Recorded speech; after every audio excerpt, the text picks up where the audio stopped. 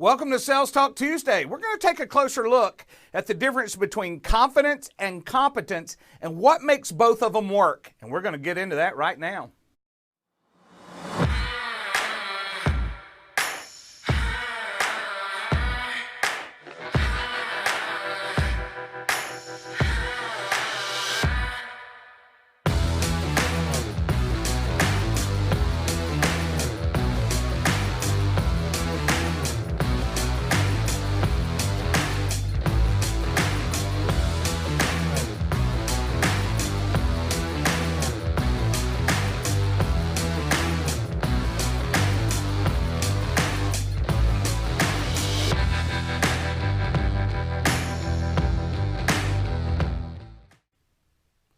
All righty, so welcome to Sales Talk Tuesday.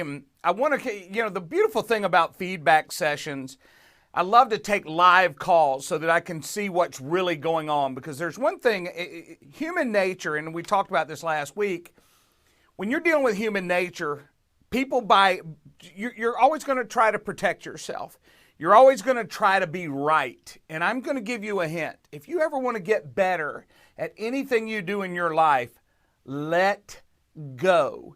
If someone's willing to help you get better and they're going to work with you on a one-on-one basis or even a 1-on-10 basis, whatever it is, if they're going to evaluate your skill set from standing off looking at it, keep in mind, I'm very aware when I'm in the middle of a sales pitch, it's a different ball game because I'm the one that's in the hot seat.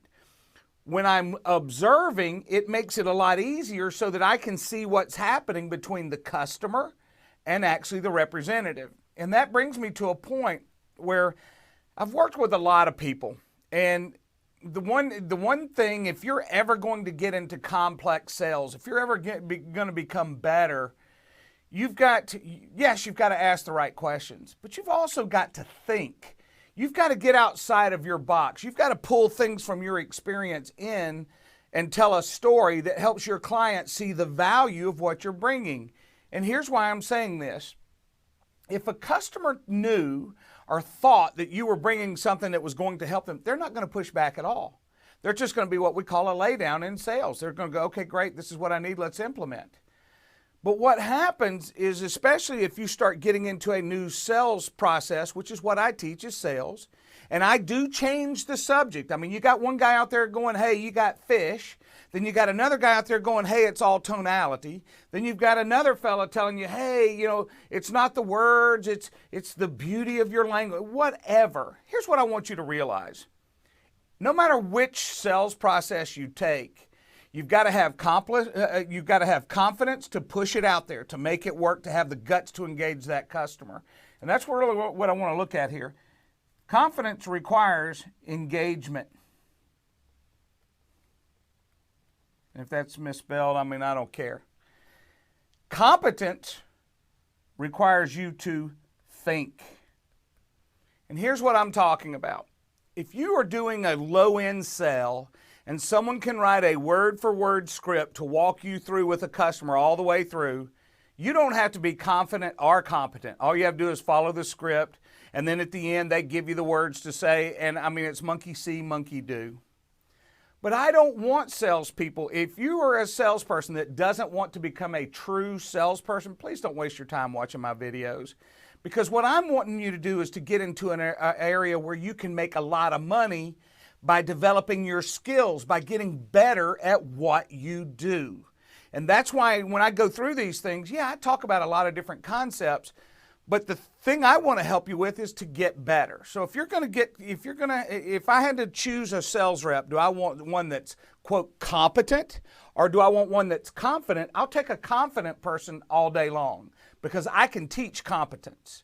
So the confidence is you got to engage. You got to get in there. You got to be willing to take the shots. You've got to be willing to engage that customer. And sometimes friction happens because you're telling them to change. You're telling them to, hey, look, you've got to do something different. What you're doing now is not the best way to do it. Are you telling them they're wrong? No, you're just telling them a way to get better. That doesn't mean that human nature doesn't kick in. So that brings me to my book. And here's what I'm wanting you, in chapter 4, page 24, we talk about something. And here's one of the things to say: once you have developed your questions and you've practiced asking them, your confidence should grow.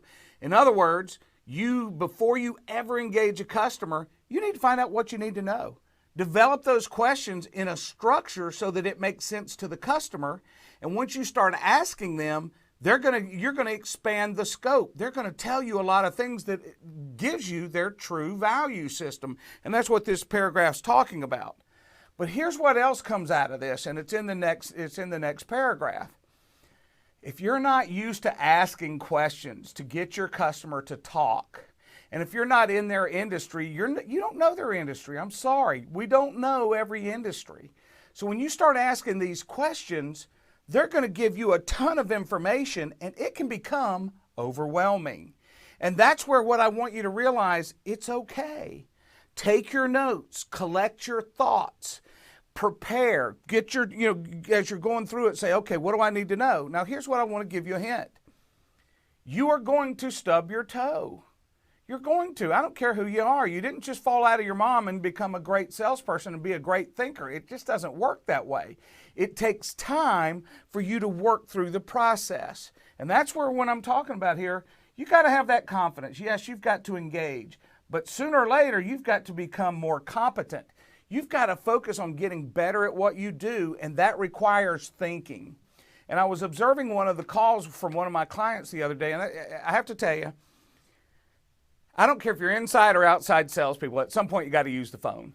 And I would have even my outside sales team or my inside sales team, I want you recording calls. And the reason is there's no pushback. The spoken word's the spoken word. I'm doing this video with you right now. Am I going to misspeak grammarly? Yeah, absolutely. That was probably wrong right there. So if you correct my grammar, got it. I appreciate it. Very helpful. If you're a salesperson, if you are proud of what you do and you think you're doing it right, you should want to actually record everything. And here's why.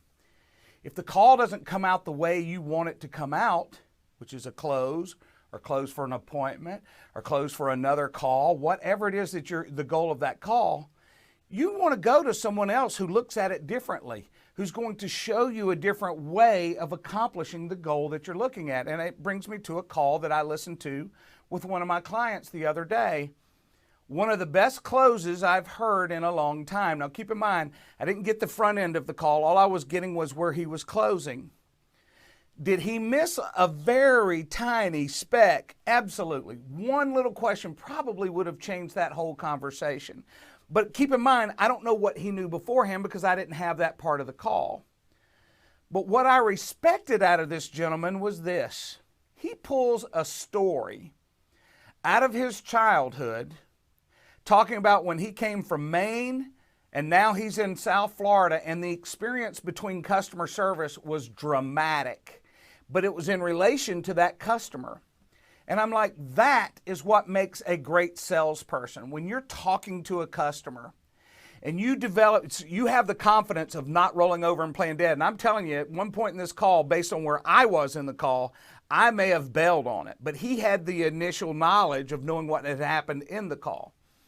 But when he was rolling out this story, I'm like, oh yeah. And I'm telling you, as a sales trainer who's worked with this guy and has pushed him and beat him silly through the years, because I've known him for a long time, it was beautiful watching him pull that story out of his hat. He told it perfectly, and not only did he tell it perfectly, but he set it up so that he could continue the trial to get better at what he did and get his client to start seeing the value that his product brings.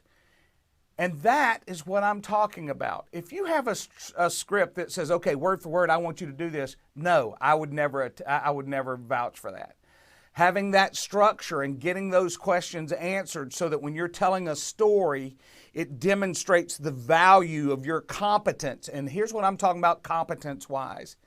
He sells a product that's truly going to help the customer that he's working with. That customer already has a service that provides something similar, but his is 10 times better. It's going to provide 10 times more information to that customer so that they can make the right decisions. At this point, this customer is pushing back on price. And it's like, you have got to be kidding me. And here's the reason: human nature. You've got to realize with your customer, change is hard to take. You've got people inside your organization that politically they're attached in some way. They don't want change. They don't want light shined upon them on things that they're doing wrong. As a salesperson, sometimes you have to deliver bad news to get them to make the right decision. And that's where I'm talking about, where you have to have the confidence to look a business owner in the eye and tell him, not directly, but indirectly, what he's doing is wrong. There's always a way to tell it. The key is having the competence of being able to tell it. And so I want to kind of close this meeting on one of the representatives that works with this gentleman. Has great skill. When you talk to him, now I'm not talking about the guy, I'm talking about someone who works for the guy that I was talking about that did a great close. He has great skills. He works with his customers well. He develops the lead all the way through. But here's what happens to him.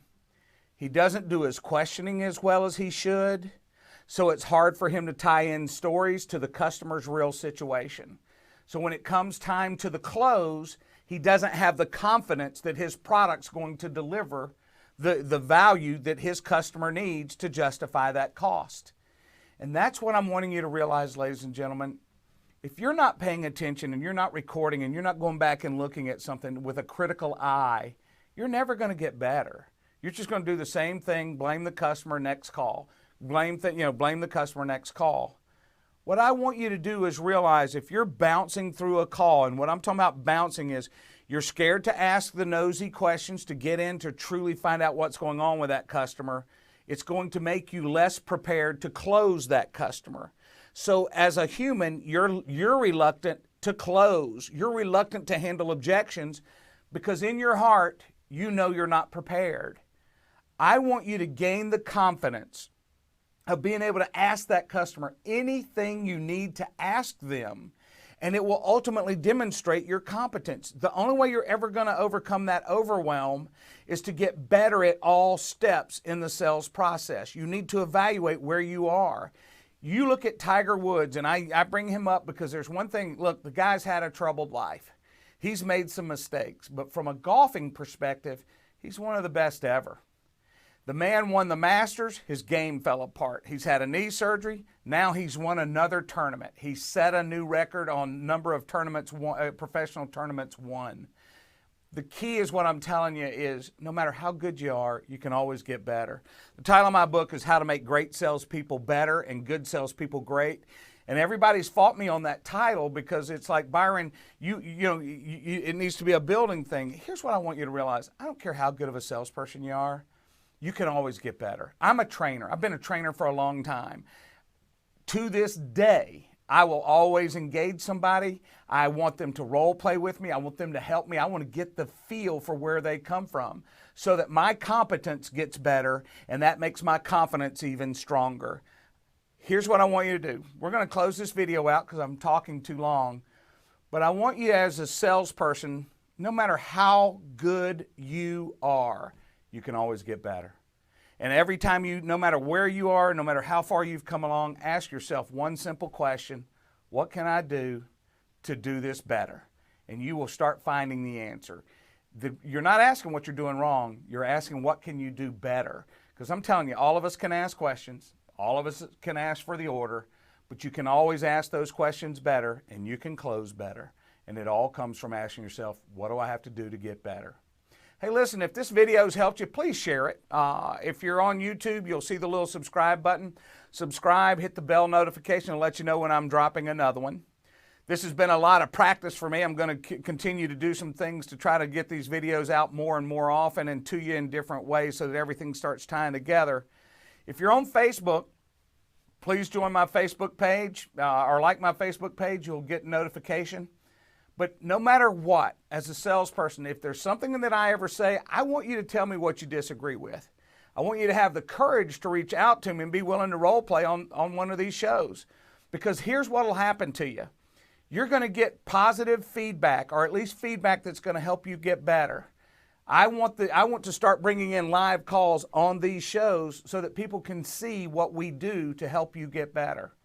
We also have and again, I'm going to plug my own little thing. We have a boot camp coming up. Going to have some great things coming with. I'm redesigning a few things, tweaking the program itself. But what it's designed to do is, in a protected environment, help you get better. Just like what I'm talking about when I have these guys where they bring in the recordings. I provide feedback from those recordings. One of them the other day, just to put it in, for instance, we had a 6-minute call that took an hour and a half feedback. And the reason is there were so many things that customer laid up for the representative that they just totally missed. And I'm going to do a show on that coming up in the next few weeks. Hey, please share the video. It's been a pleasure. You have a great week, and we'll see you on Friday.